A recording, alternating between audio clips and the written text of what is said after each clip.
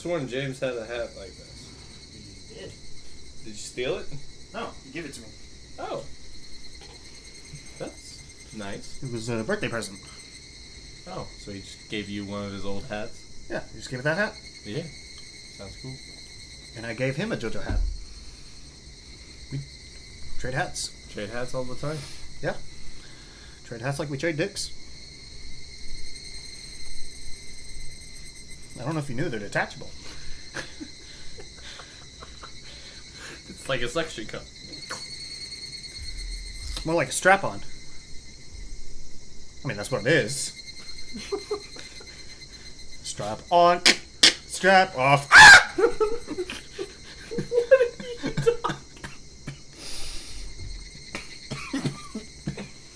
Don't die, Blake. Please. I'm okay. Don't die. Don't burst the blood vessel either. It's okay. It's time for the demoning. That would be really cool if you could just automatically, like, pop your blood vessels in your eye. Switch on, switch off. Alright. I think we've delayed enough. Welcome. And now it's synced. I thought we were going to keep going with that. No. Okay. It's purely a sync check, and there is a sync. Where? Continue. Alright, we're getting in it now. We're getting in it. It's time for some dying. What happened last time? You need to pay attention. I mean, pardon me for me having to watch all of them like 3 times. I have to go. I go through these like 3 times. So, of course I remember, but you should probably do your homework before we record these. Do my homework? What's homework? You know what? I never did homework, ever. That explains so much. I always did my homework at lunch, because that's when you did your homework. Yeah, for lunch class. No. I did my lunch class homework. I brought it home. Still super loud. Well, cry me a river. No, when they cry. They cry us a river. Hey, you, they. No, they! You cry me a river, boy? Hey. Cry. You little bitch. Yeah. I knew it. I had a restless night's sleep. I did nothing but turn over repeatedly during a night that seemed like it lasted for eternity. Even then, I eventually fell asleep at some point, not realizing how high in the sky the sun had risen. I shook off the urge to go back to sleep. It was then I noticed the phone was ringing. The time was almost 10:30 in the morning. It was clearly too late for a wake-up call. Akasaka-san? Good morning. It's Oishi. Waking up to the sound of Oishi's voice was a little too much of a shock. My delicate ears were ringing. But thanks to that shock, I was suddenly wide awake.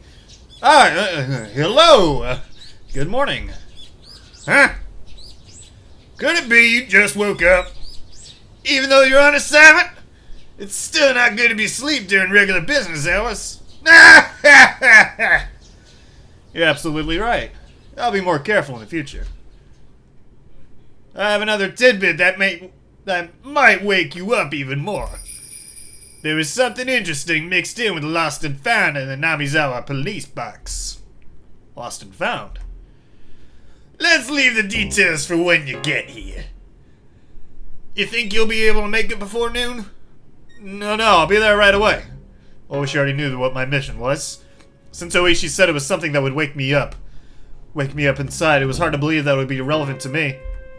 Honestly speaking, judging by the information from Sato-san yesterday, knowing that my cover was already blown, I couldn't wander to and from Hanamizawa carelessly. In other words, my investigation was at an impasse. If there was some information there that could put me back on the trail, that would be nothing less than a stroke of good fortune.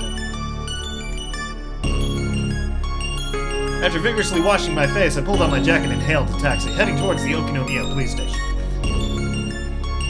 Oh, you're here! The genius Mahjong player has arrived! My apologies for being late, so exactly what popped up? With absolutely no intention of reminiscing about last night's Mahjong game, I pressed him to get to the point. Oishi, anticipating that I would act that way, cut to the chase without any resistance. Like I said earlier, something arrived from the Namizawa police boxes lost and found this morning. Lost items that were turned over to the police box were sent to Okinomiya Station after the paperwork was filled out. Oishi pulled a plastic bag from a drawer and laid its labeled contents on the desk. Is that a wallet? Indeed. There was small change inside, but no bills. We thought that a pickpocket threw it away after pulling out the contents. At first. I don't understand how this wallet, so far removed from Tokyo, could possibly be related to the kidnapping. If it had drawn Oishi's attention, it would have to be something dramatic, like if the wallet belonged to the missing grandchild. That would be absurd. Like something that convenient would happen. If that was it, then there were probably initials written on the wallet. Like the initials of Toshiki Inugai, the minister's grandson, T.I. Thinking like that, at this point I didn't suppose that this wallet was something that could get Oishi so excited. Oishi, after putting on a pair of disposable plastic gloves, handed me a pair of the same. I didn't feel that this wallet was such an important thing, so I had my doubts about whether there was any point in putting on gloves. However, I didn't want Oishi's intentions to go to waste. So I put them on. Oishi opened up the plastic bag and pulled it out, showing me the back. As I had imagined, there were initials engraved there. But it was slightly more detailed than what I had thought, with Toshiki I marked on it. Oishi grinned at me with a look on his face that said, "See? We can't confirm from that this belongs to the minister's grandson." I informed him calmly. This wallet was irrelevant. It was nothing more than Oishi's overeagerness. First of all, there was absolutely no way in this distant locale that the missing grandson's wallet would be found with such convenient timing. After all, the Onikafuchi Defense Alliance wasn't related to the case in the first place. So there was no way this wallet belonged to the grandson. Why I wanted to decide if that was the case, even I didn't really know. Even though what should have been a top-secret case was leaked before I had even dispatched. In this situation, how could I say this was definitely unrelated? Would it be more prudent to pay more attention to this wallet? It had only been a couple of days since I arrived in Namizawa. In those couple of days, due to the number of remarkable events, my nerves might have become just a little frayed. Shaking my head slightly, I cleared it of unnecessary thoughts. Oishi opened the wallet's zipper, revealing the contents. Inside was small change and a number of crumpled receipts. Oishi, from that jumble, pulled out a folded card. Seeing that, my heart stopped for a moment. It was a card from a dental examination. The name Toshiki Inugai and the age. A perfect match. The dentist's location was in Tokyo. There was no need to explain any further. How far was it from Tokyo to Namizawa? It was far enough that taking the bullet trains and cars would still take several hours. Why would a wallet with a dental examination card from Tokyo inside show up in Namizawa? Could it belong to a tourist who came from Tokyo? Maybe a villager on vacation in Tokyo just happened to pay a visit to the dentist? No, it had to have fallen into somebody's bag by accident. My mind has desperately struggled to find a possible excuse as to why this wallet didn't belong to Toshiki Inugai. It was as if it just wouldn't do for this wallet to belong to him. However, weeding out any possibility for error one by one, the haze surrounding the wallet in front of me faded, gradually letting it come into clear focus. See? I felt a shiver of electricity run up my spine. My pulse quickened and a thin film of sweat began to coat my entire body. From Oishi's point of view, I was probably slack-jawed and spaced out with a slovenly look on my face. Did you get the information from the dental office? Oh, it was Akasaka. That's your job, Akasaka-san! I didn't go that far. When did this wallet show up? The person who picked it up was a villager. They did so yesterday, it seems. Not that, when was this wallet dropped? It rained here last week. Exactly 7 days ago. Doesn't look like the contents are water damage, so the longest it could be probably 6 days. Does anybody else at this station have knowledge of the existence of this wallet? The officer who first encountered it at the Namizawa police box, and also the 2 or 3 people in charge of the lost and found. Other than that, it's just me and you. If it's involved in a classified case, it'd be bad to talk about it, wouldn't it? I don't intend to wag my tongue. May I borrow a phone? Go ahead. Dial's here to get an outside line. I dialed the phone number inscribed on the examination card. I could hear my pulse pounding inside my head. Could there possibly be something so absurd? The addresses on the receipts and cards inside the wallet were all from around the area where the grandson lived. The name on the examination card was also a match. The time we deduced that the wallet had been left behind also matched up with the timeline of the kidnapping. Of course, it was possible I could just laugh it off as all a big pile of coincidences. There wasn't any strong evidence. Rather than all this circumstantial proof, the contents of the phone call I was about to make would have a much greater meaning. Hello, sorry to keep you waiting. This is XX Dental Office. Hello, this is the XX Police. I have a misplaced wallet here and am trying to get in contact with the owner. Would you be able to help me? Inside the wallet there was an examination card from your office. Yes, the name is Toshiki Inugai. If I give you the number on the card, would you be able to look up the phone number? Yes, thank you. If you could. Still holding the receiver, I pulled out a notebook from my breast pocket with my free hand. I opened it up to the page with the grandson's address and phone number recorded on it. Yes, hello? Yes, go ahead. I compared the phone number written in my notebook to the one that was being read out on the other end of the line. During that process, I spun around to look behind me uneasily. I locked eyes with Oishi. Oishi looked puzzled, wondering what the matter was. Why would I feel uneasy and look behind me? That was because the person on the end of the line was reading out the number as though doing so straight from my notebook. It seemed that HQ was in quite an uproar thanks to my report. No matter how many times the authenticity of the evidence I had linked to the grandson was called into question, I could only respond that it was the truth. When the lead investigator first picked up the phone, I was grilled about the evidence I'd found that was almost too good to be true, if I do say so myself. But after having doubt after doubt dispelled, he fell into silence. The receiver was finally handed over to the section chief.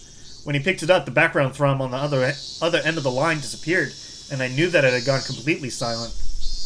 After asking the same questions about the wallet that the lead investigator did, the chief quietly spoke his next words. Got it. We'll dispatch several people as reinforcements. They should be able to make it there by evening. Akasaki-kun, please continue with your investigation of the area. Get some information on the spot where the wallet was found. Kano-san will select some people and head directly there. The fact that he was sending Kano, the lead investigator here, meant that the chief had decided there was a possibility that the Onikafuchi Defense Alliance were somehow implicit in the kidnapping. However, it felt as though until the lead investigator whom he trusted had verified the evidence with his own eyes, he was still going to be skeptical about it. How'd it go? Seems that HQ is sending reinforcements. I was ordered to investigate the area. Where was the wallet dropped? Around Takatsudo, apparently. This is Okinomiya. All the way over here, this is Namizawa. Then even further upstream, way up around here, is Takatsudo. Oishi explained where the wallet was found by pointing to locations on the map of the wall. This place called Takatsudo was even more remote than Namizawa was. There's hardly anybody living in the area around Takatsudo. It was deserted a long time ago. It's littered with abandoned houses, so it's really quite desolate around there. Oishi-san, could I ask you to guide me to Takatsudo? Yeah, I don't mind. You can't really get in and out of Namizawa as you please by yourself after all. Of course, I have to make you wear the cabin mask again. That Oishi had agreed to accompany me was very reassuring. If Sato-san's info was to believe, my cover had been blown. I wasn't sure if the villagers had realized that the fresh meat dispatched from public safety was the tourist that had visited the village yesterday. In other words, me. But deciding that they hadn't noticed would have been overly optimistic. Given a cursory thought, Takatsudo, where the wallet was found, couldn't be ruled out as a hiding spot for the kidnappers. The Takatsudo area didn't have any residential buildings, nor was it alongside a highway. There wasn't a reason for even the locals to go out of their way to visit it. It was exactly what you would call a long-forgotten ghost town at the end of the road. You couldn't ask for a better place to hold a kidnapped grandson. Also, you couldn't get to Takatsudo without passing through Anamizawa first. Those several conditions made the area all the more important. I couldn't brush it off any longer. There was no longer any doubts that Onikafuchi Defense Alliance or somebody hired by them were involved in the kidnapping. If that was the case, and the fact that this wallet was found might have already been leaked to them. They even knew so much as how the Public Safety Division was operating. In case the wallet couldn't be something they didn't know. In that case, there was a possibility that the enemy was lying in wait. To dive alone into enemy territory, surrounded by enemy territory, to say the least, required an amount of courage, nay, recklessnesses, that I just did not have. Without your company, Oishi-san, I wouldn't be able to step into the village so easily. Thank you very much for your cooperation. Honestly, I thought you would ask for more money. Well, if we're being honest, Namizawa isn't exactly a place I like to go to. I'd at least appreciate if you paid for cab fare. Still, it's not a request I can refuse from a friend that's played at the same table as me. Oishi grinned as he pounded me on the back. It struck me that he just didn't want to jump ship rather than having any sort of sense of duty towards his job. Even so, that didn't really matter. Right now, I really appreciated the gesture. Well then, shall we hurry and get going? If the enemy knew that the police had obtained the wallet, then they would probably have moved the hostage to a different place. There wasn't a moment to lose. But Oishi, without regard to the fact that we were about to head out, began to remove his jacket. What are you doing? Well, just a precaution. You want me to poke the beehive to get you honey? I have to be rather well prepared, you see. Do you want to put one on too?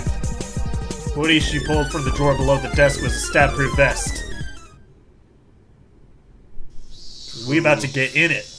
We're about to jump in it. The beehive. His name was Toshiki Inugai, the grandson of the Minister of Construction Inugai. There was only one reason for him being here. If you didn't include gym or art class, his grades were above average. That was the result of having private tutoring sessions twice a week. If you omitted the fact that he still couldn't do pull-ups, there wasn't much else that would make him hate school. Of course, he understood full well that his grandfather was a cabinet minister. But he also knew that not too many people were that interested in their relationship. He didn't like to go out of his way to bring up his grandfather, or to call him the Minister of Construction. And finally, he at least tried to know a little more about what kind of work the Minister of Construction did than your average Joe. What that entailed was that when you tried your best to make life better for the masses, sometimes you made a few enemies. He knew that all too well from the time he'd spent as a class representative. His grandfather had many enemies. He knew that he might personally catch some of that fallout, so he had to be twice as cautious. He was taught that by his parents. That's why, the moment he was kidnapped, he instantly knew that this was one of those occasions. He understood that he wasn't being treated as Toshiki Inugai, the person, but rather Toshiki Inugai, the grandson of the Minister of Construction. That he wasn't personally at fault, but that this was the result of some unavoidable trouble with his grandfather's work. It made little difference, but when he realized it wasn't because of anything he did, he was able to relax, if only a little. Of course, at first he was struck with a terror befitting his age, wondering what was going to happen to him. But after a while of being tied up, and only being able to stay lying down, he began to ponder a great many things. First, he thought about the reason he was being abducted like this. He understood the answer to that easily. He was taken hostage to coerce his grandfather, the minister. There was no doubt about that. He didn't know exactly what the Minister of Construction did, but it was easy to imagine that there was much to be gained from threatening him. He respected his grandfather more than most. He earnestly believed that his own grandfather was within the top 20 of the most important people in Japan. That was exactly why he wouldn't forgive anybody who tried to threaten his beloved grandfather. More importantly, he wouldn't forgive anybody who would use him as a tool to threaten his grandfather. His grandfather was really busy and rarely had time to meet with relatives. That's why, with what little time he did manage to scrape together, he just dropped by unannounced. And as an apology for not being able to meet during New Year's or summer's vacation, he doted on his grandson. Very, very much. The number of times that Toshiki was looked upon with disregard just because his grandfather was a politician and a minister certainly weren't few. But he never thought even once that he wanted his grandfather to quit being a politician.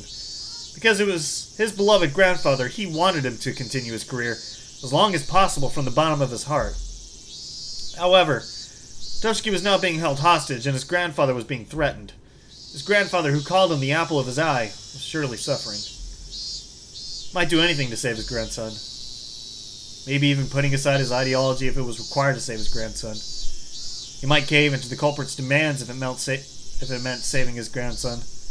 When Toshiki thought about that, an inexplicable anger welled up within him. In his current situation, he was unable to forgive the cowards who would make his beloved grandfather suffer by using such dastardly means. That feeling swelled up inside of him, displacing the fear. What he thought of first was something any boy would imagine. Get out of these bonds, beat up the bad guys, then hand them over to the police. Images of all brave heroes from all the manga he read passed through the back of his head. In his imaginary scenario, he slipped his bonds easily, floating like a butterfly to evade his captors, then stinging like a bee to bring them all down. In the end, it was nothing more than his silly little fantasy. But with his vision obstructed and unable to see anything, it was something that he could get into more than any anime at the moment. In actuality, he was enjoying these little scenarios in his head for the long period of time he was tied up.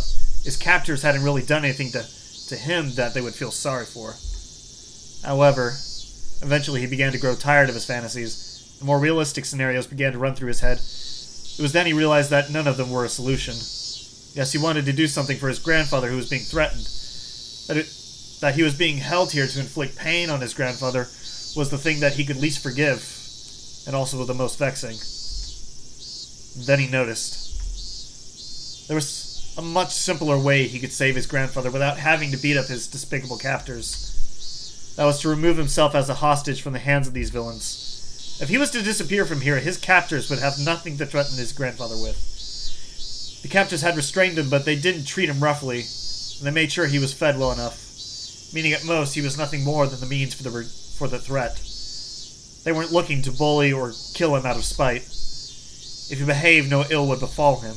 Realizing that gave him a strong sense of courage.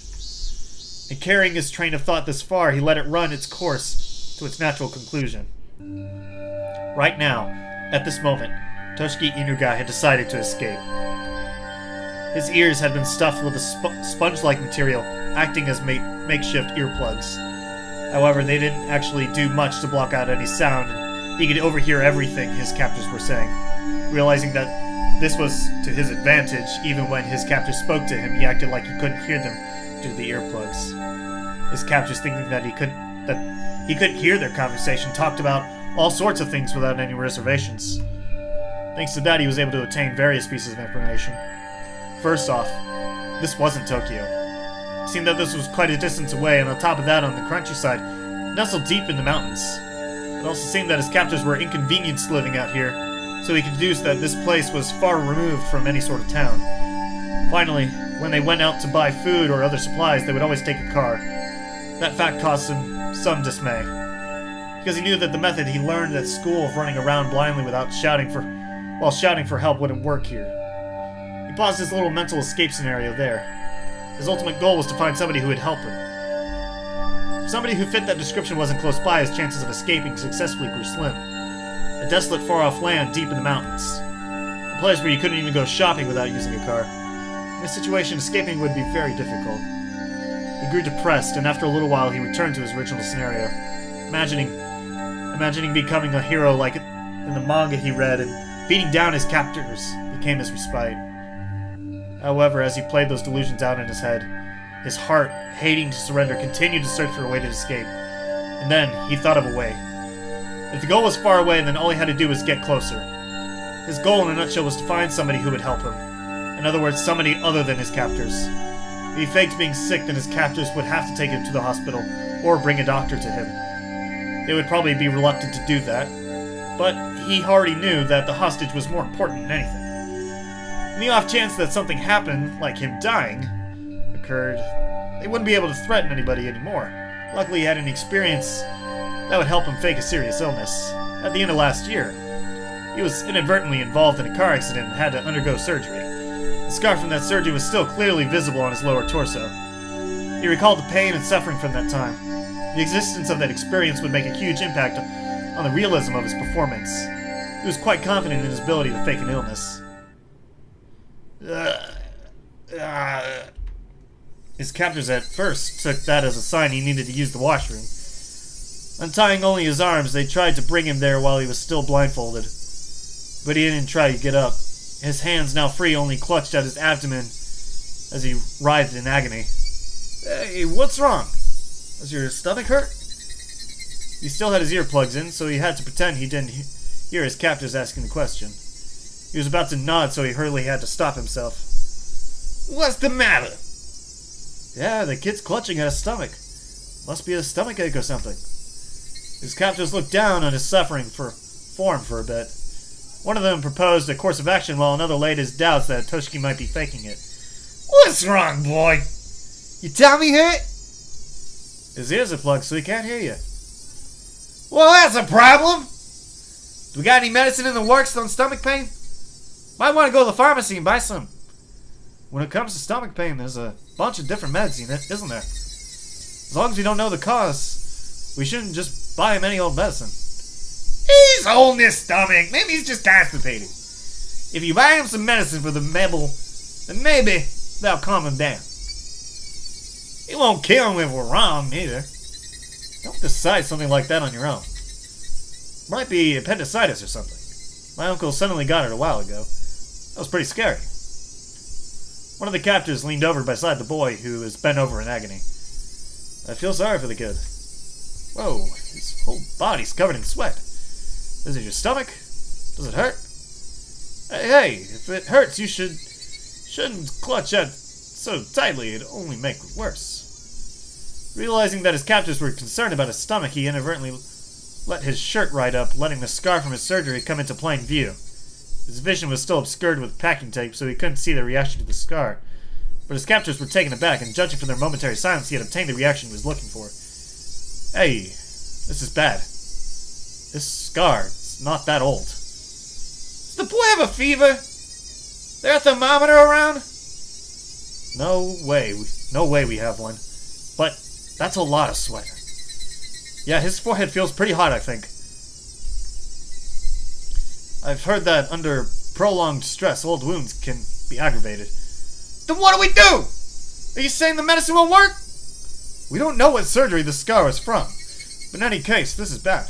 In the worst case, it could be fatal. This is bad.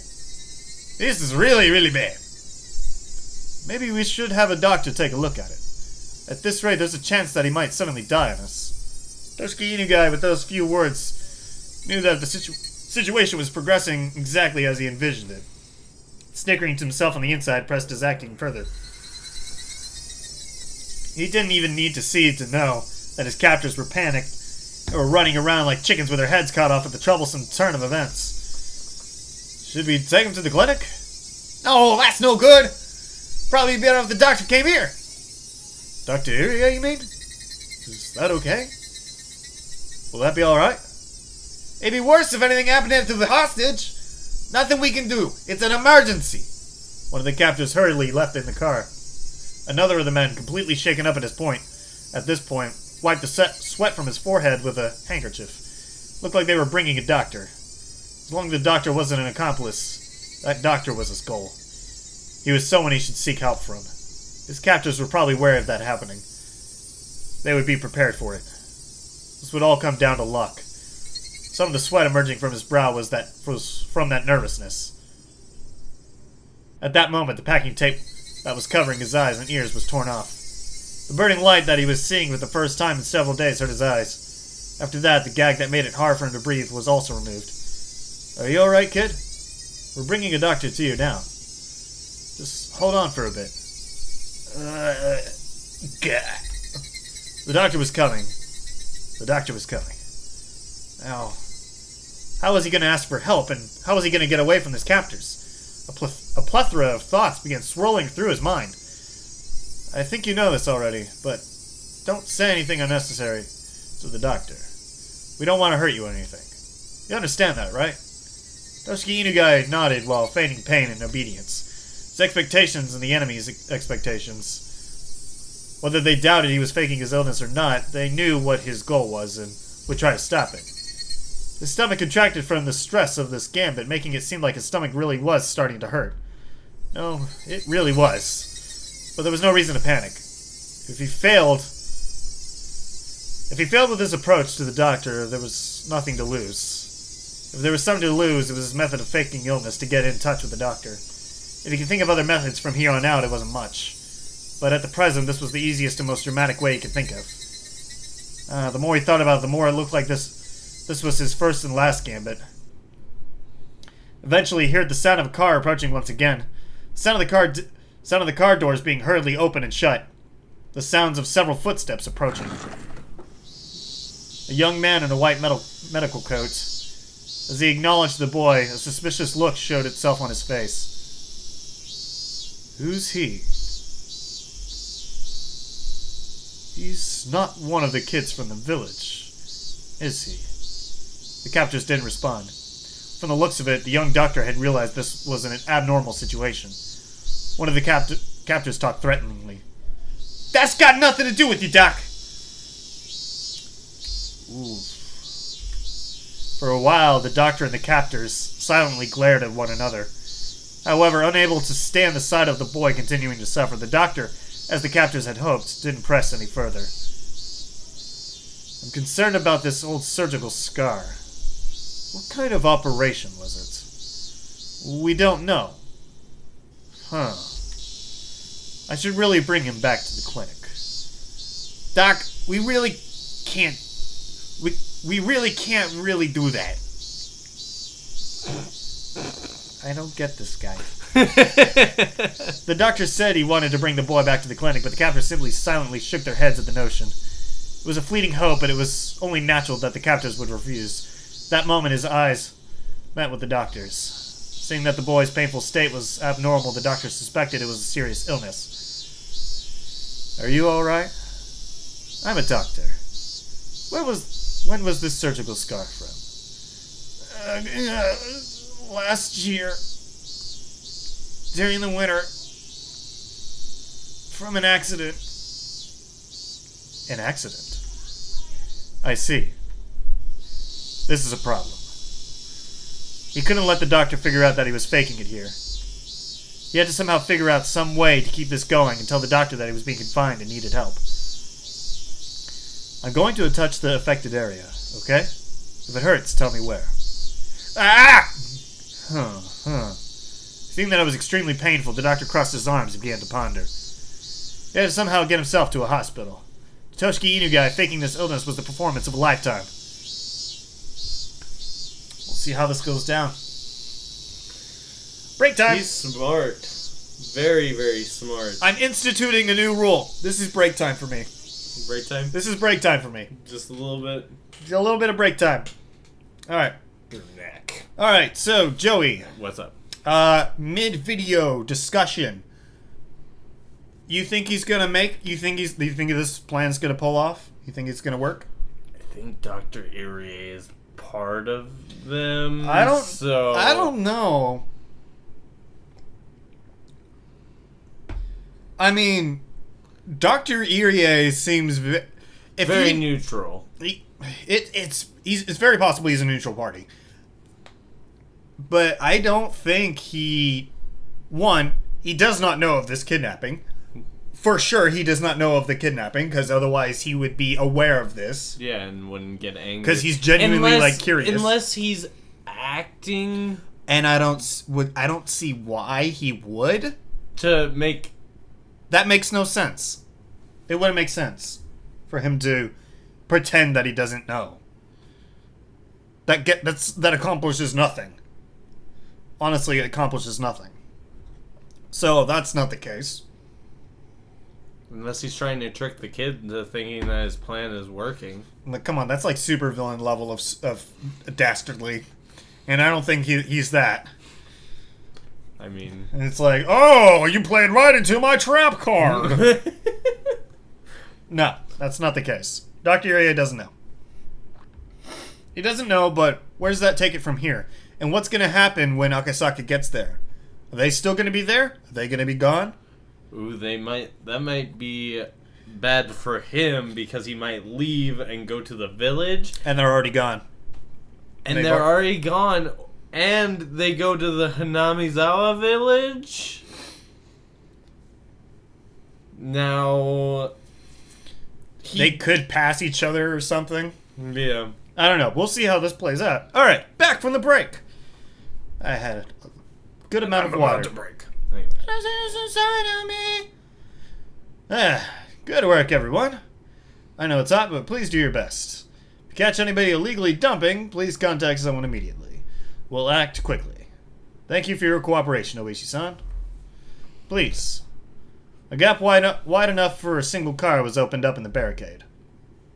Oishi, showing his gratitude, or perhaps a threatening attitude with a short beep on the horn, rode the car forward through the checkpoint. Ugh, shiver. This time, my appearance was the very embodiment of the word suspicious. A baseball cap, mask, and sunglasses. On top of that, even though it was sweltering, I was wearing a hoodie, and any respectable police officer would be loath to not stop me for questioning. I'd meant to be overcautious, knowing full well that my face was known, but it might have already been too late for that to have any use. Using that as an excuse, I doffed the unbearably hot hoodie and windbreaker, ripped off the mask and hat, and threw him in the seat behind me. Oh my. Is that okay? With a cheap little disguise like this? He probably figured it out anyways. that just might be the case. Oishi, probably thinking that my unexpected behavior was funny, continued to laugh. The beautiful and pristine scenery of Hinamizawa spread out before me. The village itself would have been quite beautiful if it weren't for the complicated circumstances surrounding it at the moment. I would absolutely love to take Yukie here for a drive one day. Oh wait, I can't. Come to think of it, I didn't get a chance to call her last night. Played around with the idea in my head, but in reality, this village wasn't all sunshine and rainbows. I had heard everything at the prefectural headquarters. At the heart of this village, the intelligence network that the three families wielded was, due to blood ties and regional relationships, unbelievably well organized. Their net spread not just around Hinamizawa itself, but encapsulated the entirety of the city of Shishibone as well. When I first heard that, somewhere in the recesses of my mind, I didn't take it completely seriously. How could a local organization out in the boonies here have something so grandiose? I couldn't deny that somewhere in the back of my mind I had ridiculed the thought. But not only were they really threatening the minister, but they had demonstrated that they had a complete grasp on our movements, which were supposed to be top secret. They're almost like a secret police that controlled a small Eastern European country like in some spy novel. The villagers here wouldn't bat an eye at getting their hands dirty if it meant fighting the dam project. I also heard something like that at the prefectural headquarters. Now that you mention it, when I first arrived here, Oishi also said that this place was a war zone, didn't he? The residents of this village were, at the same time, freedom fighters. Although by definition they were no different than guerrillas or a militia. They weren't protected by the Geneva Convention, but they also didn't have to adhere to those rules either. This was more of a quagmire than any legitimate battlefield. A secret war was unfolding. I could drive along because Oishi was with me. But if I was to leave this car for even something as trivial as looking for a vending machine, there was a chance I wouldn't return. Even though a single shot had been fired, this was a battlefield. No, the reason why bullets weren't flying was simply because it was hard for a civilian to obtain a gun in Japan. So they were probably just equipped with weapons other than guns that were easier to obtain. That was why Oishi was wearing that stab-proof vest, wasn't it? Akasaki-san, are you nervous? The fact that I was apprehensive was, of course, picked up on by Oishi. If he had already figured it out, there was no point in trying to deny or hide it. Of course I am. We're headed into the heart of enemy territory alone, aren't we? I'm worried about if something unlikely happens with just the two of us. Something unlikely? It'll be alright. Isn't everybody in this village our enemy? If everybody gets their story straight, they could murder someone in broad daylight and there wouldn't be a shred of evidence. I'm asking about something like that. This was what the ironclad rule of not barging into Yaku's office alone was about. If there wasn't a neutral party involved, that area wasn't bound by the laws with common sense. If something happened, you wouldn't be able to prove it. There wasn't anybody who would take your side. It was pretty much the definition of poking the bear. I've left word that we're headed towards the Namizawa area. And in the worst case, we've also got a radio. I know you're scared, Akasaka-san, but it's not that easy to pull off the perfect crime. Well, of course, that doesn't mean we can let our guard down either. Akasaka-san, you're too worked up over this. You were more relaxed the last time we came up here together, weren't you? Laughing it off, Oishi thumped his chest and grinned, as if to say I could depend on him. Well, if it gets really iffy, this comes with having the badge. Oishi made a motion by sticking out his index finger. It was undoubtedly the image of a gun. Will it be of any use? If you're not afraid of dealing with the aftermath after you shoot, it's actually very reassuring. An officer's gun was only for show. If you really wanted to fire it, there were quite a number of stipulations, and you had to be prepared for the long probationary period afterwards. That definitely wasn't worth it, so even if an officer did unholster his gun, there wasn't one who actually wanted to pull the trigger. Akasaka-san, are you carrying one? A piece. Well, yeah. You ever fired it? I have. For training, though. Well, I guess that'd be true. Well then, have you, Oishi-san? Me? Nah, there's no way. What was this? I thought he was laughing at me because he had experience. The two of us laughed together. I've also never pointed the barrel at anybody. I've looked down the barrel of a gun a few times, though. Just being made to look down the barrel like that is enough to shorten your lifespan about 3 years.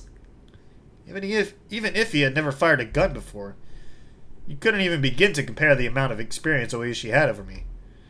At a time like this, I can only marvel again at how reliable Oishi seemed. Come to think of it, I didn't want to come this way in the middle of the day. But there's no way for a car to get through other than here. Akasaka-san, just in case, put on the mask again and hide your face, please. What's the matter? Can you not hear it because the air conditioning is too loud? I'll turn it off. Try opening the window. When I opened the window, a blast of hot air blew inside, and then I could hear angry yelling coming from far away. At that moment, the forest gave way on either side of us, and our view expanded suddenly. And there could be seen the Namizawa Dam construction grounds, the very front line for Namizawa village. We're absolutely opposed to the construction of the Namizawa Dam! The crackling blare of someone's voice sounded over the enormous loudspeaker. The roar of angry voices continued to rumble. The incredible volume had become a veritable sound cannon spewing out its ammunition. The prefabricated side office was surrounded by 2 sets of high fences laced with barbed wire. Lined up in front of those fences were riot police and their vehicles, and surrounding it all were the villagers. They howled at their protest against the dam as a single entity. There's not too many of them today. We're in luck. That's not too many?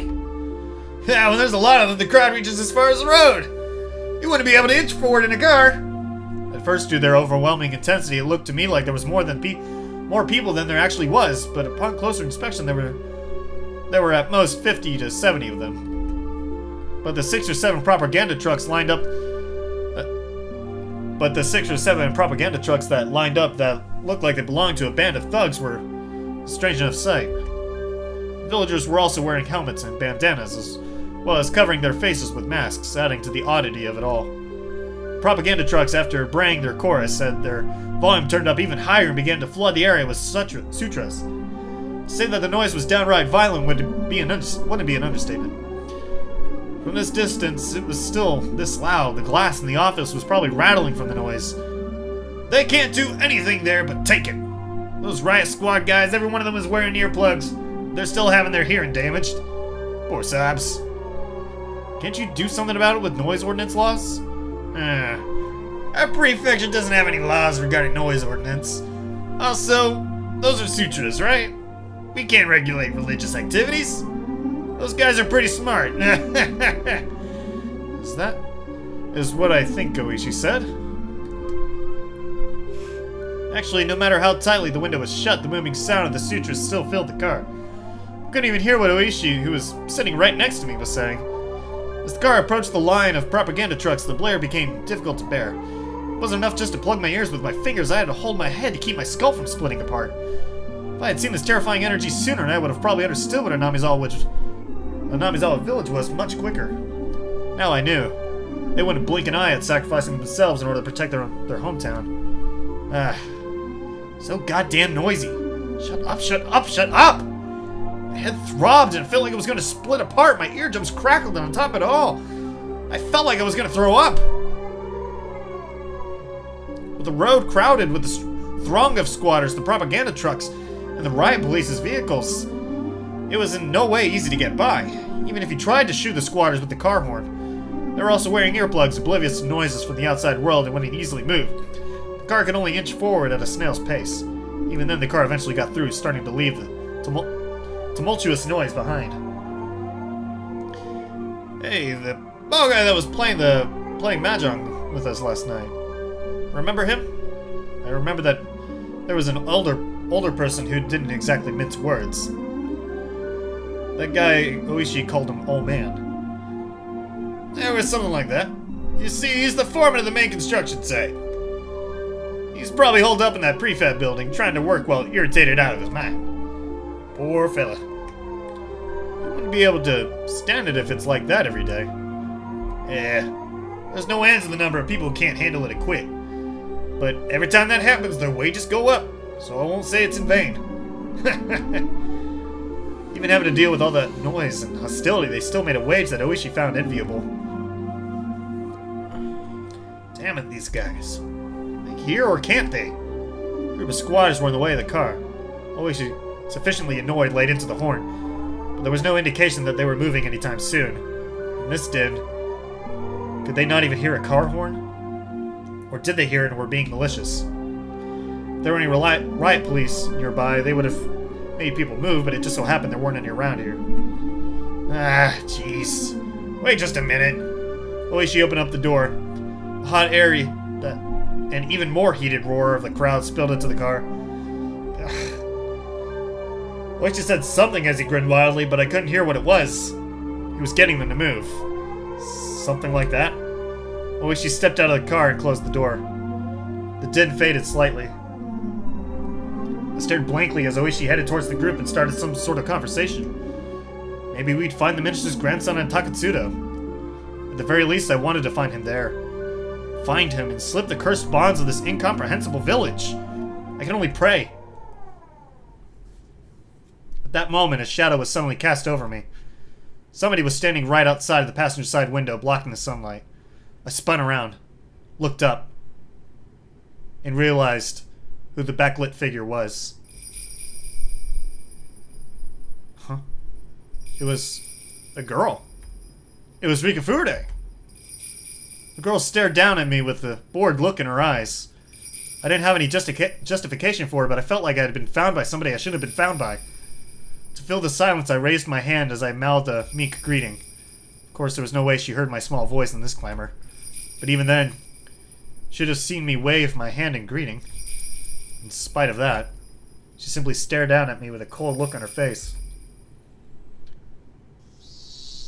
At that moment, the noise and heat spread throughout the car once again. I wish she had returned to the driver's seat. Taking a look, the group that were blocking the road had started to move aside while glaring our way. Sorry to keep you waiting. Shall we go? Huh? Oishi registered the figure of the girl behind me. One of the villagers came over and picked her up, in a manner of, "It's dangerous, so get away."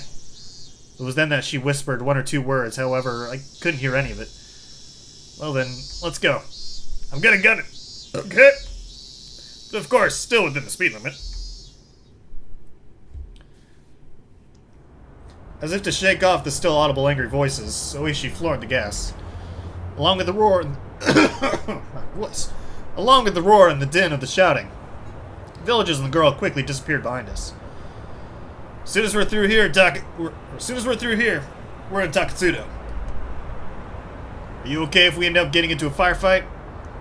Don't be fumbling with the safety at the last minute. You hear?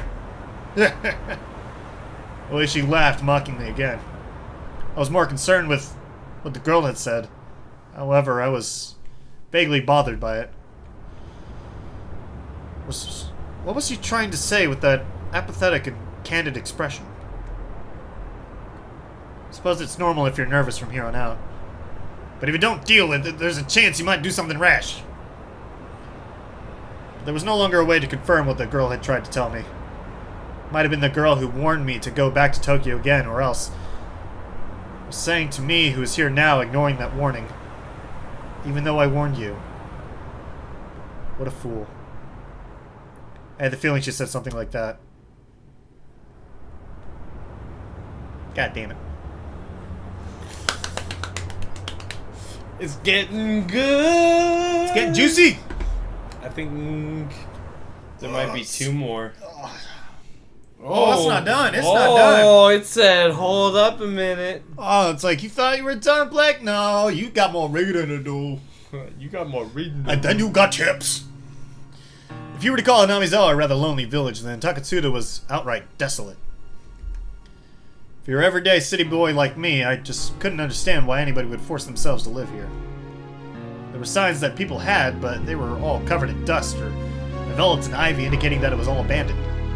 People really lived in a place like this, didn't they? It was rather a long time ago. A remote place like this is pretty rough for old folk to live, and the younger people probably wanted to try living in a more suitable place. There's nobody left to take the reins. All that gets left is this.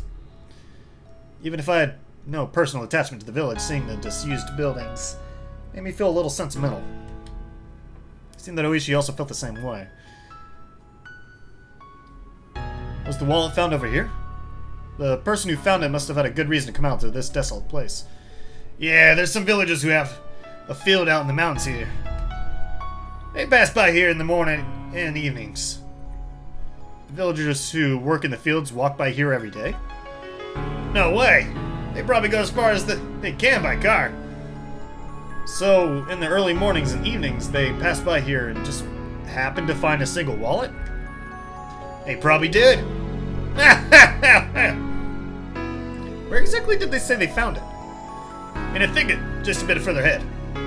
The person who found the wallet just happened to have the stomach cramps and was planning to use the thicket to do his business, it seems. It was there he happened to find it. Probably hoping there was some toilet paper in there. Everything about that story just seems a little too convenient. Right from the discovery of the wallet, I just can't shake the feeling that something's off. I expressed the feeling that I had from the start of the day, quite frankly. It seemed too good to be true, but it was unwavering proof. But it was too perfect, sickeningly so. That was my feeling.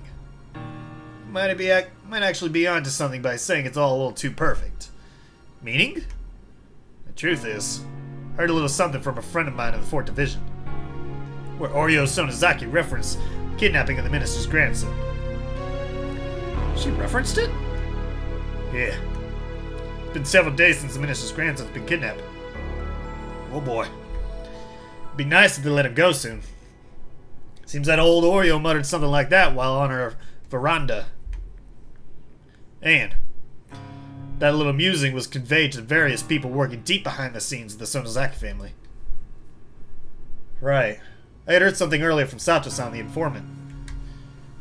That when the leader Oreo had a concern, somebody in the family would be considerate. So, in essence, she gave the order to release the hostage? I see it that way. The wallet being conveniently discovered by just a ploy to hand the boy over to the police. Why would they release the hostage? Well, there's only real reason why somebody would release a hostage, isn't there? What is it? They reached a deal. That would mean the minister promised to halt the Namizawa Dam project. The dam project will definitely go away. That moment, those words that the girl had said resurfaced in the back of my mind. In the end, it was turning out exactly as she proclaimed. That young girl knew the circumstances. She knew everything about this kidnapping incident from the beginning to the end.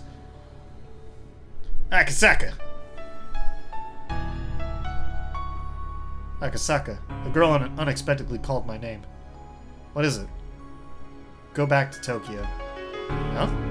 Before long, you will woefully regret coming to this village. That would be an incredibly pathetic thing to see. So I thought I'd warn you right now. Why would I come to regret it? Stop whining. When you tried crossing the road, when the don't walk sign was up, did your parents finish explaining why it was dangerous before pulling you back to the sidewalk? They'd pull you back right away, wouldn't they? They'd pull you back before explaining why it was dangerous, wouldn't they? In other words, it's something like that. The girl, who knew everything from start to finish, had warned me in the beginning. Go back to Tokyo. Akasaka is such a coward. Tee-hee, hee-hee-hee-hee. Tee-hee-hee-hee-hee. We'll probably find the boy, but what happens afterwards will probably be a bit of a problem. How it'll be a problem, though, is something a single officer like me can't figure out. Do you know? A girl named Rika Furude. What I had said was such a non sequitur that Oishi sat in stunned silence for a while. Of course I know her! She's the only daughter of the Furude family, one of the three families! What kind of girl is she? Well, this was an unexpected name to hear. I'm a bit surprised. Does public safety think that the Furude family smells fishy and wants to keep an eye on them? Share some of that information to me, please. No, it's not like that. It's just something that caught my attention. Huh? Oh, well, whatever. It wouldn't do to not answer a question from a friend that I've sat at the table with. I'm honored that you call me a friend. So, that little lady is, well, somewhat of a village mascot. She's beloved by everybody in the village. Some of the older folk worship her especially. Worship? I don't know much about it, you see. Girls born of the Furude family have somewhat of a sacred implication, it seems. It's one of the local beliefs in Namizawa. A living incarnation of Oishiro-sama or something like that. Or so the story goes, apparently. This is reconfirming that she is supposedly the reincarnation of Oishiro-sama. So, we're back on that wagon. Oishiro-sama? Now that you mention it, I think I saw Oishiro-sama written on some of the Alliance's banners. What is Oishiro-sama exactly? It's the name of the guardian deity of Namizawa. They believe it'll exact punishment on those who would do ill towards the village. Well, if there was such a convenient god around, guys the damned would have long since been done in by divine justice. Luckily, nothing like that has happened to anybody just yet. Yeah. The grandson of the minister had trifled with the village. As a result of Oishiro-sama's anger was... what did they call it again? Oh, right, Onikakushi. The minister's grandson was demoned away. That would probably be how this script is being written. I see! It probably would turn into something like that. Divine punishment wrought by Oishiro-sama. Then the culprit is the living incarnation of Oishiro-sama. That girl?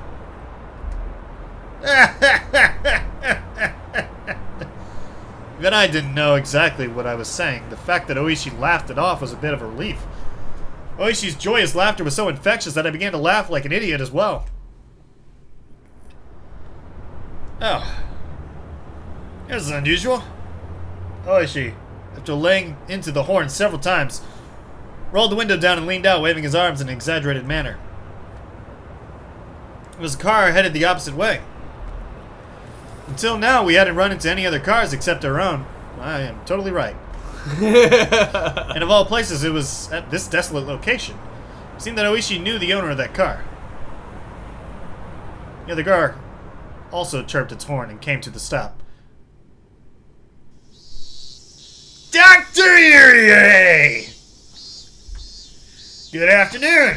It's gonna happen and they're not even gonna notice. The other car's windows rolled down slowly, revealing a young man in a white overcoat. He was about my age, or perhaps a bit older, but you really can't judge somebody by their appearance.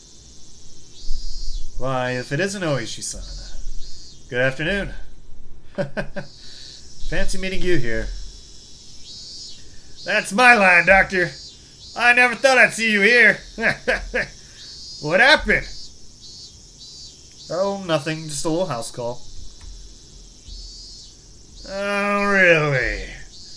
Was it an emergency? No, nothing quite that serious. Thankfully.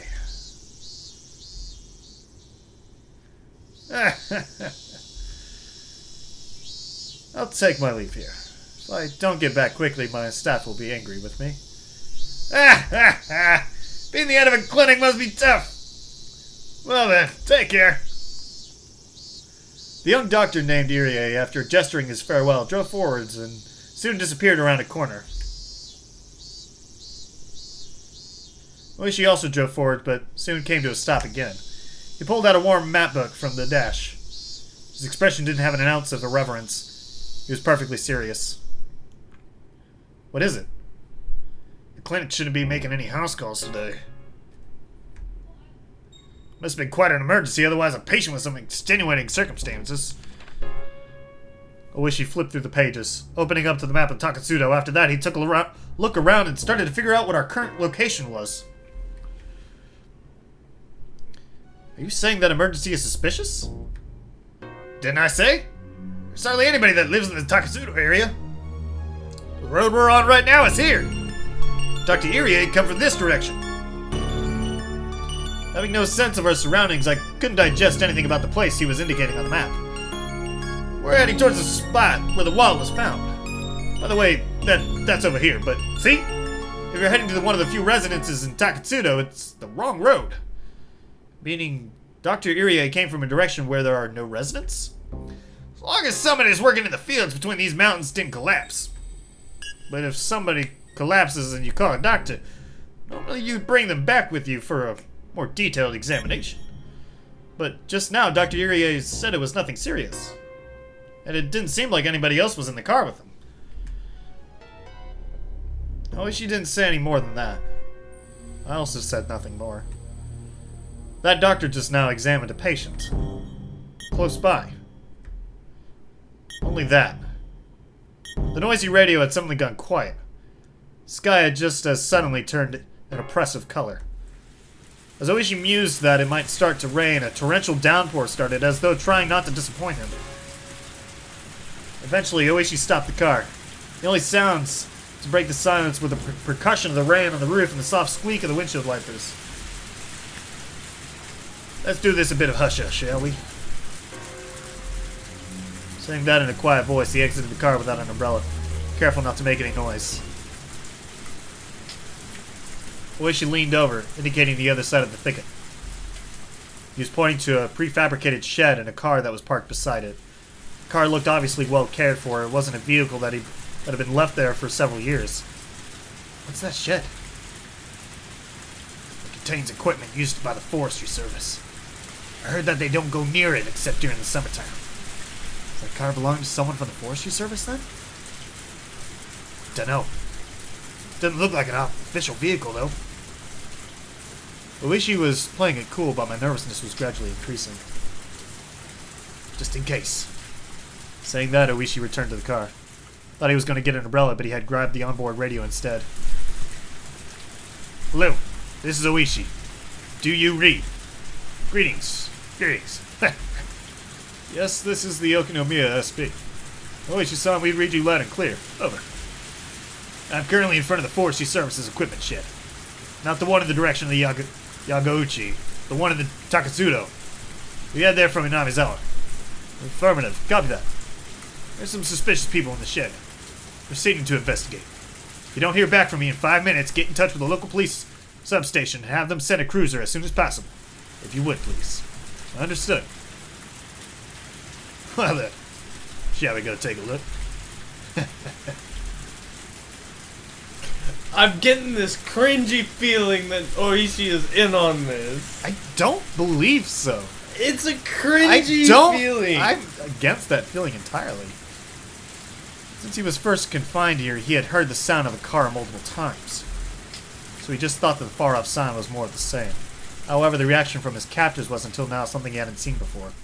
They jumped, reacting as if shocked by a jolt of electricity, and pressed against the window, cautiously peering outside. They stopped! Somebody from the Forestry Service? This is bad. Looks like a cop to me. One of the captors lifted the boy by his collar and pressed a blade against his cheek. Hey kid, keep quiet for a bit. Think you know this? But if you try and shout, there'll be problems. Toshiki Inu guy was sure that the doctor had reported things to the police. He had felt relief when he thought that he was saved, but not imagining that his captors would resort to violence when they were cornered. His anxiety remained unabated. What do we do? Gotta buy time. Take the kid and slip out of the back. We'll meet back here when the heat's off. One of the perpetrators grabbed the boy by the collar and forced him to stand. Of course, Toshiki Inu guy tried to resist by feigning that his illness had been aggravated by this rough treatment, but his captors paid no heed. Bang, bang, bang! The door was violently banged upon. Excuse me. Hello? Bang, bang, bang, bang! The door was banged on again. Toshiki Inu guy hesitated for a moment to respond to the voice by yelling. However, while he was being indecisive, his mouth was covered, taking that option away from him. The leader of the captors waved at the other to go. The younger perpetrator nodded in response, and while keeping the boy's mouth covered, started heading towards the back door. Hello? Do you need something? How do you do? It's the police. Would you mind opening the door? This sudden rain has us in a bit of trouble. How'd you so...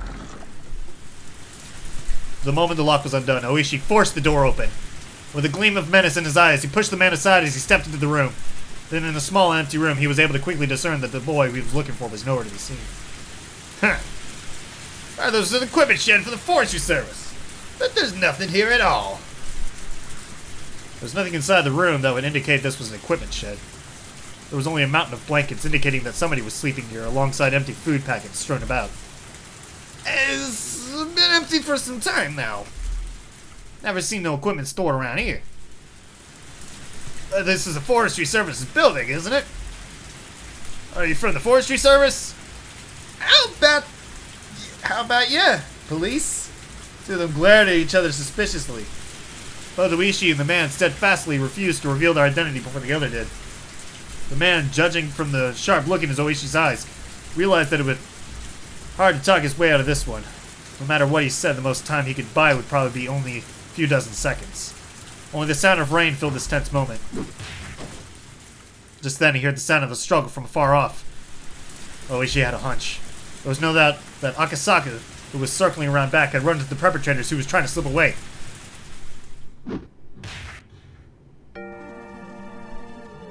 As Oishi thought that, the man in front of him reacted a moment faster.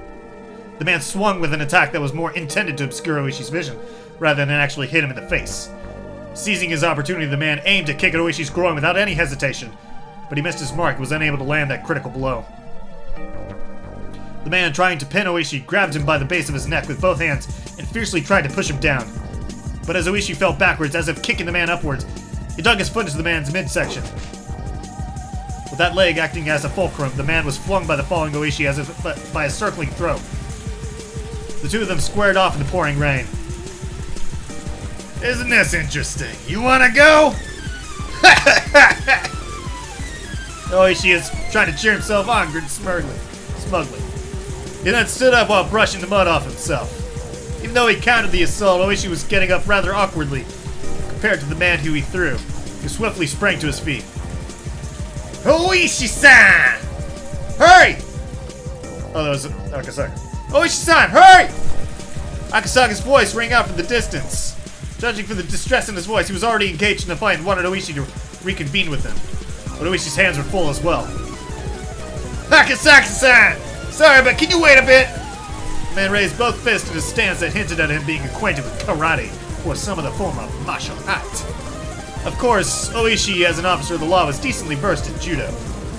He also had the moxie to have been through his fair share of fights before. Because of that, he could tell that the man in front of him was quite a bit better at fighting than he was. Ah, damn it. Thinking that this was going to be easy just because the other came from the Sonozaki family to release the hostage had been a mistake. Yeah, pretty good. It's been a while since I got this worked up. Oishi played off the situation like it was no sweat. His opponent, seeing his attitude, took that to mean that Oishi wasn't going to go down easily. The man wildly charged forward, attempted to grab Oishi. The man managed a successful clinch from his low stance. Oishi would have been tackled to the ground and ended up being mounted. It was something you saw often when children fought, but it really was a bad position since you couldn't do much once we were in it.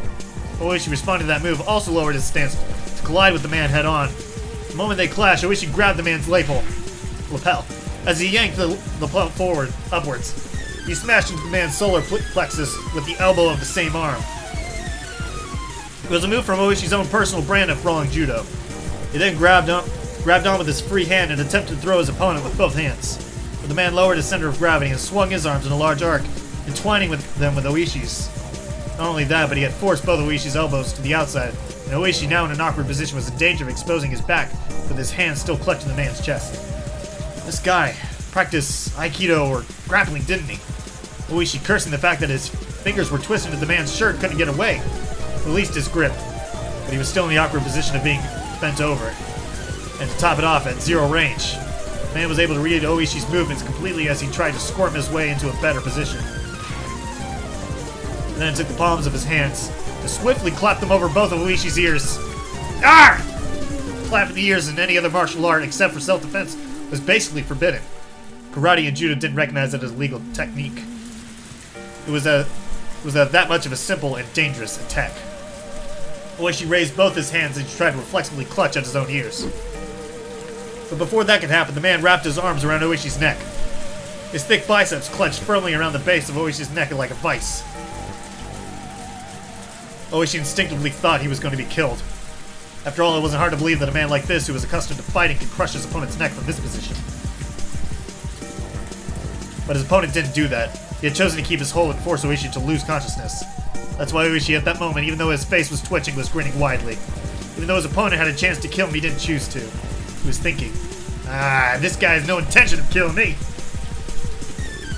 However, even though that might have been the case, the man's hold in his neck was by no means gentle.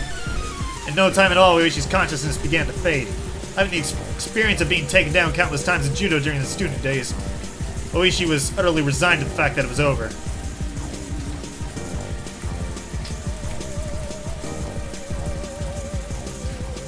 Akasaka was finally recovering from the intense pain of being kicked in a rather sensitive area. He had bumped into the captor by carrying the boy by the back entrance. He had seen Toshiki Inugai's picture plenty of times, but wasn't able to immediately ascertain that the boy in front of him was the real deal, but what with his mouth covered in packing tape. Also, with his limited experience, it was hard for him to panic over how to deal with the situation. Of course, the perpetrator didn't overlook this momentary lapse.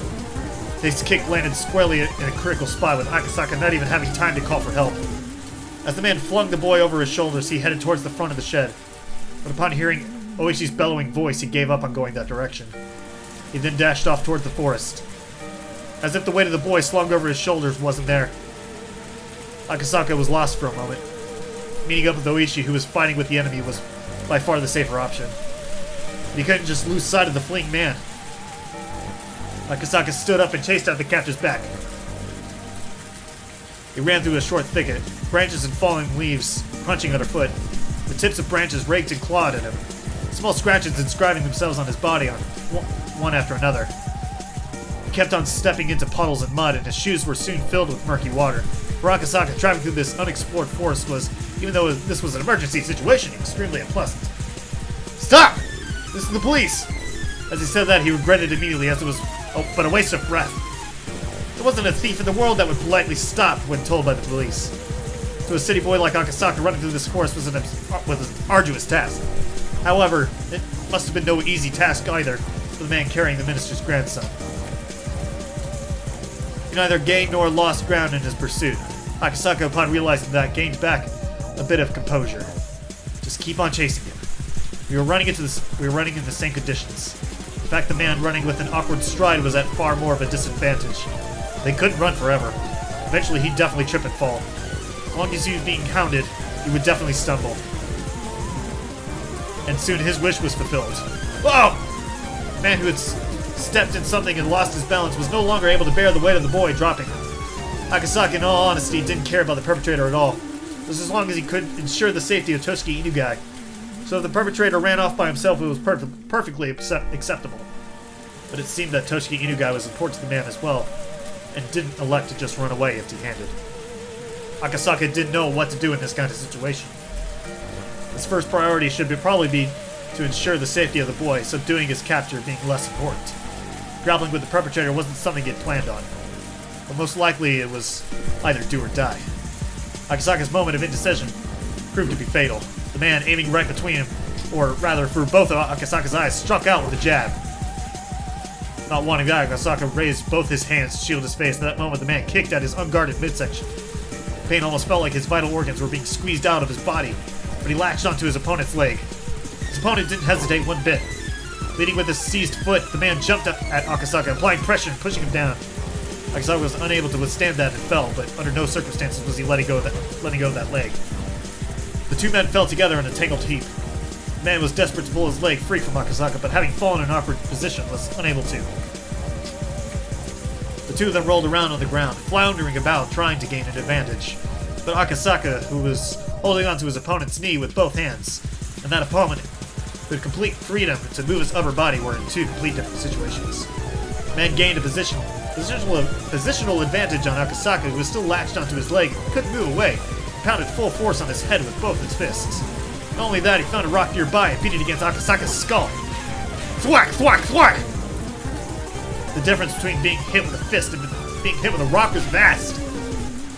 Akasaka quickly thought of letting go of the man's leg to free his hands to protect his head.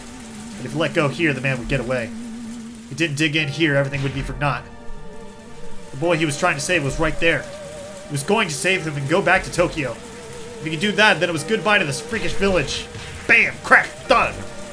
Without looking, I could tell my forehead had split open and was gushing blood. But I didn't let go of the man's leg. How could I? I won't let go. And the man realized that no matter how much he beat my head, he wasn't getting away. He'd both his hands. He'd grab at my throat as if to crush my windpipe. I pulled my head back as a slight form of resistance, but it was of no use. The man's hands enveloped my neck and began to crush it like a vice. It was less about the pain of not being able to breathe so much it was choking so hard I felt like I was going to throw up. It felt like my stomach was going to turn itself inside out, but I could only endure it. Damn it, damn it, damn it! Throat, it hurts! I won't let go, I can't let go! I didn't want to be here. I wanted to resolve this and go back to Tokyo. Go back to Tokyo and talk to Yukie. All about our unborn child. We're going to talk about our bright future. I had no intention of loosening my grip. However, it loosened just a bit and the man's leg came free. The man kicked as hard as possible and I tumbled backwards. My head was spinning and I was unable to get up right away. No, couldn't even put any strength into getting up in the first place. Even so, I couldn't back down. But let him escape now, this chance would never come again. Even just catching their scent was nothing short of a miracle. If we weren't able to get the minister's grandson back here, there wouldn't be another chance. The man tried to drag the boy to his feet, but the kid was displaying some unexpected resistance, allowing me to get up unnoticed. I grasped the rock the man had just beat me over the head with. Now it's my turn. Yeah! The rock should be able to supplement what meager strength I had left, adding more than enough power to my attack. My fist still wrapped around the rock, dug into the side of the man's torso. It seemed like it hurt him quite a bit. Get! The man rolled over for a bit, clutching his side. Freed from the man's grip, the boy hid behind me. Toshiki guy, right? I've come to help you. To the boy, those were the words he was waiting for the most. But the crisis was still not over. That was because even though he was still clutching at his side, the man had gotten up again and had taken a fighting stance. I could see in the man's eyes the resentment at the pain I had caused him, and the confidence that he could still beat me. If we were to clash head on again, he might not even stop if my head were split open. Stop resisting!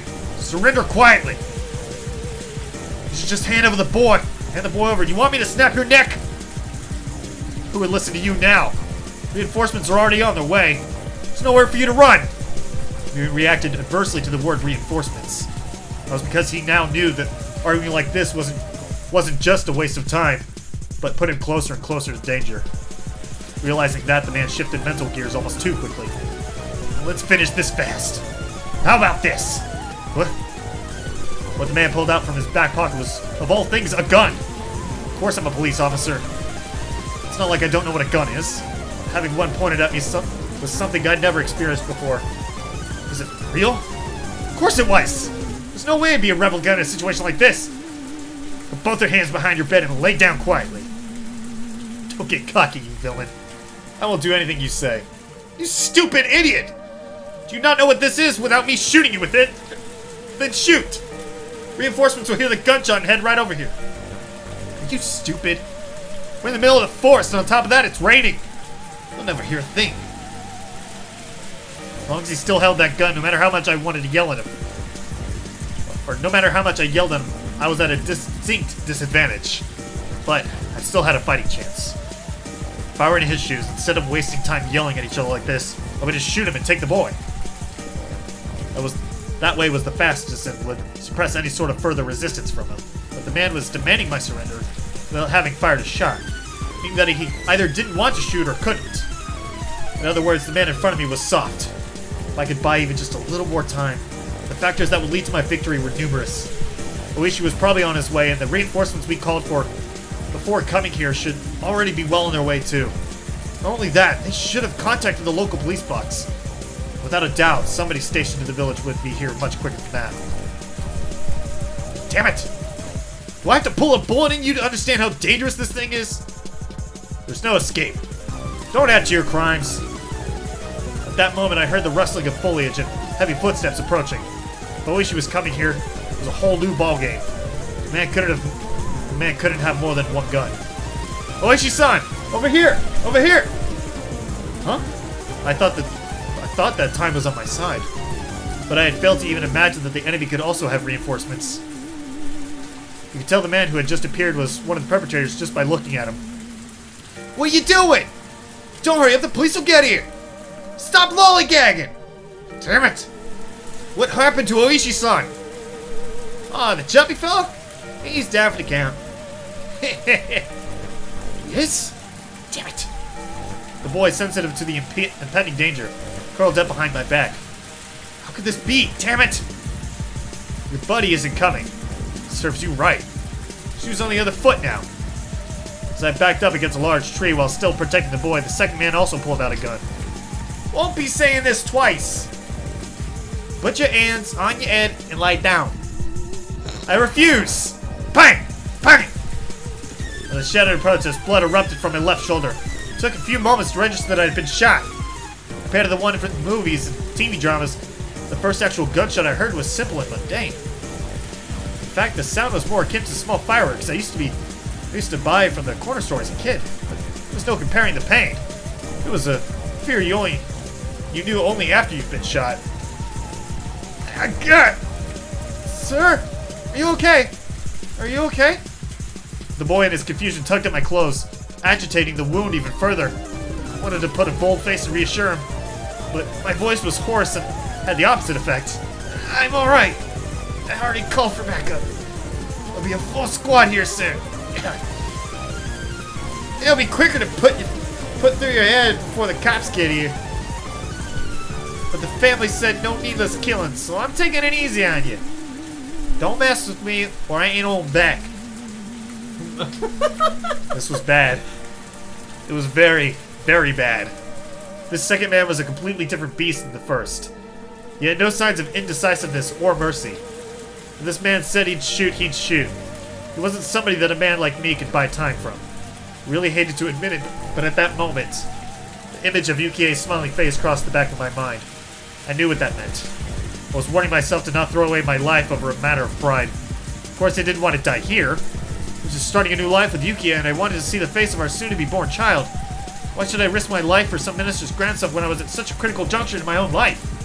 Ah, damn it, damn it! I need to stop rambling at myself. So what do I do now?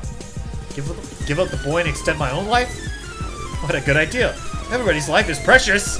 My own life was in danger. Nobody would have blamed me.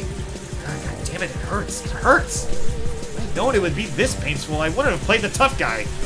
My biggest miscalculation, though, was that the sound of the gunshot was far quieter than I'd imagined. If it was only that loud, it would be drowned out by the rain in the forest. It wasn't something that somebody far away could hear. Damn it! Wait, just wait. I don't want to die. And I don't want to kill you. As long as you understand. Don't shoot, okay? Don't shoot. I have a wife waiting for me at home. I don't want to die. I won't shoot as long as you don't yell enough. Just quietly put your hands on your head and lie down. Will you really? Will you really? You'll keep your promise, right? This is a promise between men. I will. It's a promise between men. Promise. Keep it. I'm going to get down on the ground, okay? I'm getting down. I'll keep my promise, so stop pointing that gun at me. You're still thinking of shooting me, aren't you? You want to shoot me, don't you? When I get down on the ground, you're just going to shoot me in the back of the head, aren't you? I won't! I won't! Fine. I'll pull it away. I'll put the gun away. It's a promise between men. There. No problem now, right? Back! Yeah! Absolutely no complaints! Yeah! It was over in a flash. The moment he lowered his gun, Oishi didn't let his chance slip by. Oishi had been assessing the situation for quite some time from behind the two men. But since they had their guns trained on me, he didn't really have a chance to jump in. It seemed the look in Oishi's face indicating that he wanted me to create an opening. I took on that role completely. Oishi forcibly lifted the arm that was holding the gun. He then took the gun from the man's hand in only an instant. The other man, who was a bit slow in grasping what was happening, pointed his gun at him. But with his ally grappling with Oishi, he couldn't pull the trigger. If that man was the one that was wrestling with Oishi at the moment, he might have shot without hesitation.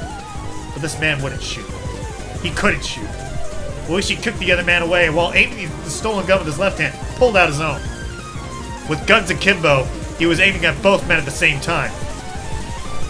I do believe that's checkmate. It was perfectly played. But, heedless of the guns pointed at them, the men shouted, "Scram!" as they scattered away at full speed. It was over in an instant.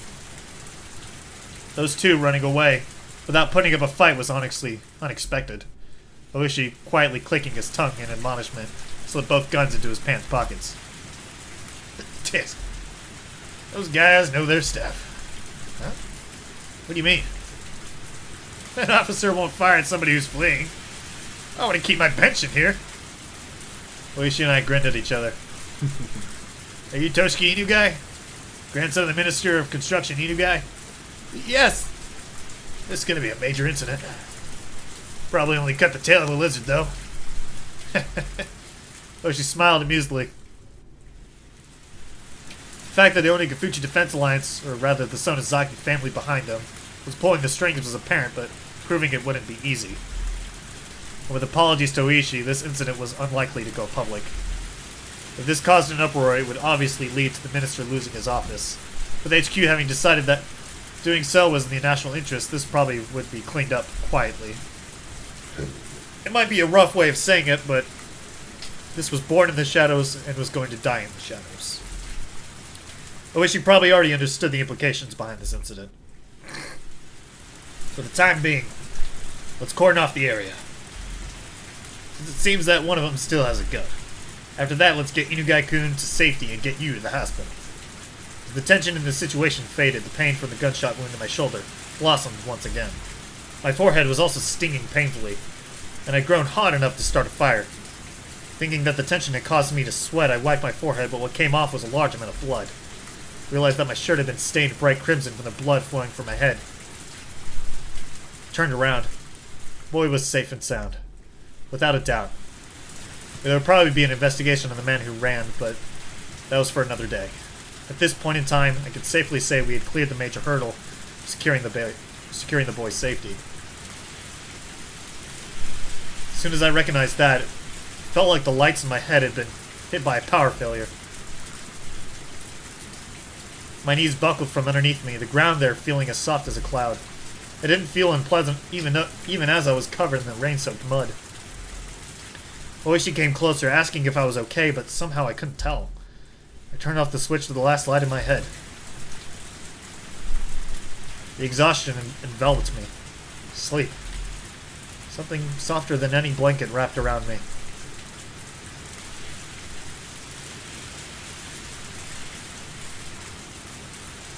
Woo! What a scene! What's a scene? Is it over, though?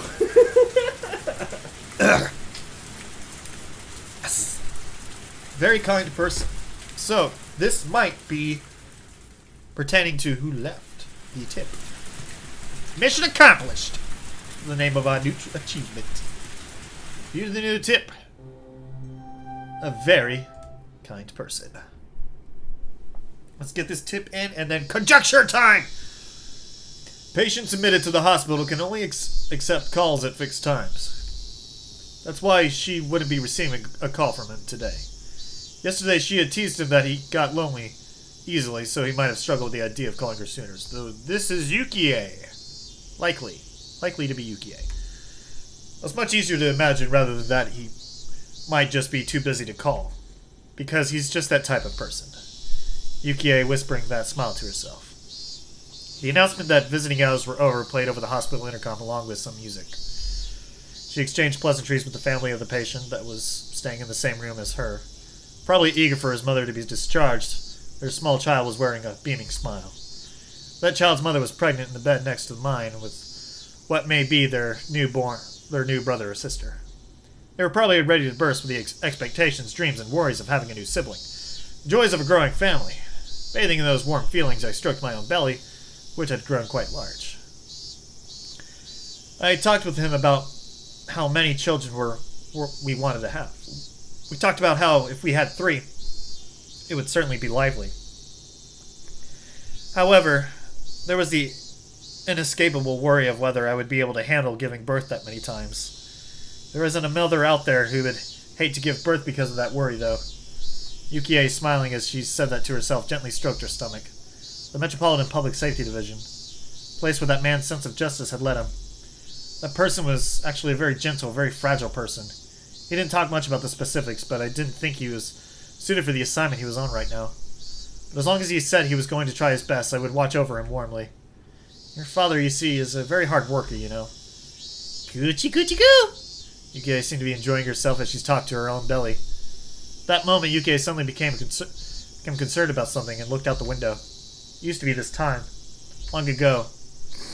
She remembered that when she was little, around this time in the countryside where her grandmother lived, the Higurashi would fill the air with her chorus. This was the middle of Tokyo. Unlike in the countryside, you couldn't hear the song of the Higurashi. But for some reason at that moment, Yukie felt that she wanted to hear that song. Why am I getting chills? I have a somewhat of a theory that Yukie might be from Hinamizawa? Granted, you can find Higurashi anywhere. Yeah. You can find cicadas anywhere. Unless... I don't know. But I think they wouldn't mention that for no reason.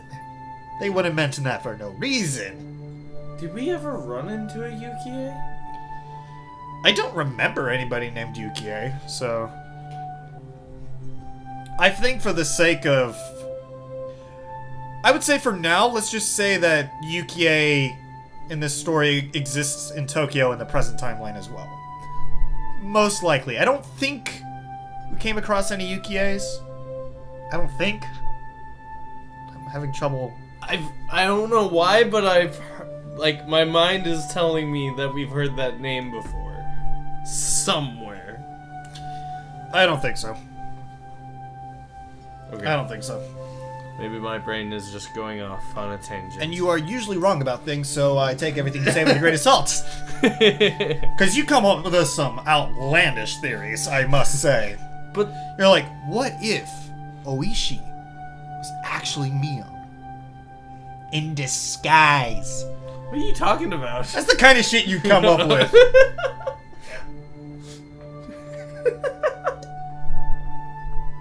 I'm like, no. I thought you were actually being serious. I was like, I've never That's said another that. thing you have a problem with. No. You can't. No, my no. mutant superpower. No, I thought you meant it was something that I actually said, and I was like, I don't remember ever saying that. You would, though. Anyway, what can we make of this episode? Because there was not a lot of conjecture to make, but more of, whoa, what a fight. Fucking... Tooth and nail to the end. It's that badass, kick-ass stuff that I love in this visual novel. Yeah, I was really worried that Akasaka was actually going to give up. But it was like, nope, Oishi was right there waiting. Man. So, where do we go from here? So, I think, obviously, Akasaka stays, or maybe he wakes up for the hospital, and his mission is to continue monitoring the Sonozakis. Somehow, maybe looking further into it. Yeah. Or maybe Akasaka's story is done. And we move on And to this see was the just- aftermath of this. Yeah. And it's like the Sonozakis are like, crap, that plan failed, so let's just start killing people. Let's kill that guy at the construction site and Yeah, but dismember his body. But they already found the wallet, and That's okay. That is one thing we can try to make we can question about. Who found the wallet, and why was it there? well, it kind of already like explained itself in my opinion, because like Oishi said, Oreo says things and they just happen. Yeah. Like Yeah. she said, "Oh, I feel bad for the boy. We should get him home." And automatically they found the wallet. Okay. That's what Oishi Okay. said. Okay. So they're giving him back to the police, and he. And 'Cause to be- Akasaka said, Rika already said, the damn project will be canceled in a year. So I don't know if she said in a year. She said it was We're going going- to end. yeah. I don't recall any due date. There you go again. Maybe she said by the end of this year. Or No, something like there was no due date. whatever. Remember, I have to go through these like 3 times. There's no due date. Got it. So, thinking that, because now that I'm thinking about, were we ever able to confirm that those two were with the Sonozakis or a third party? I don't think we ever got a confirmation about that. Mm-mm. So it's still up in the air whether that, if the Sonozakis just outed them. I don't know. They could have just been like, alright, we're done using you. We're not going to let you know about this plan that we have. Because it wouldn't seem real if they just left the kid in the shed and they just happened to stumble across the kid. Yeah. So the question is, where do we go from here? How do the people react? Is this everything that Oreo was hoping for? I think this is everything that Oreo was hoping for, because there was a confrontation with these two guys that had the kid that had no connection to them in some random shed. I bet you in Oreo's mind, her ideal scenario would be they kill each other and then the kid gets away. Yeah. Maybe the two problems solve themselves. What I actually thought, Because there is still that tip from the previous episode where doesn't Mion's father say he was going to take matter in his own hands or something along the lines of that? yeah. So the question is, how will that come into play? Maybe Mion's father is next in the confrontation list. I mean, it's not like Mion's father is going to get killed by Oishi or Takasaka or anything, and if there's a confrontation like that, all those characters are still alive by the present. Yeah. I'm just curious. Or did maybe Mion's father Place the wallet? I don't know. And then, what was I gonna say? Oh, what I thought Akasaka was going to do whenever he was like, oh, if I get down on the ground, but you still have the gun out. What I thought was gonna happen is he was gonna pull his own gun out? pull his own gun out and shoot one of them. I don't know. I think the guy was pretty quick on the draw. But yeah, he needed to be able to get the confusion in, be able to let his guard down, so Oishi could come from behind. Yeah. I'm surprised Oishi was able to come back from his fucking... Beat down that guy. Because Oishi He got kind of choked out. He got choked out. Whenever you get choked out, you are pretty quick to get back up. I know because my brother has done it to me once or twice. I've never had the experience of being choked out, so I can't say for certain. Well, see, me and my brother used to wrestle a lot, and I was prone to not giving up, and so he wouldn't know when I was about to pass out. He'd be like, oh shit. Oh fuck. So yeah, that's happened a time or two. What else can we gather from this video, from this episode? Thoughts on Irie? Do you think he's going to go to Oreo about this, or do you think he?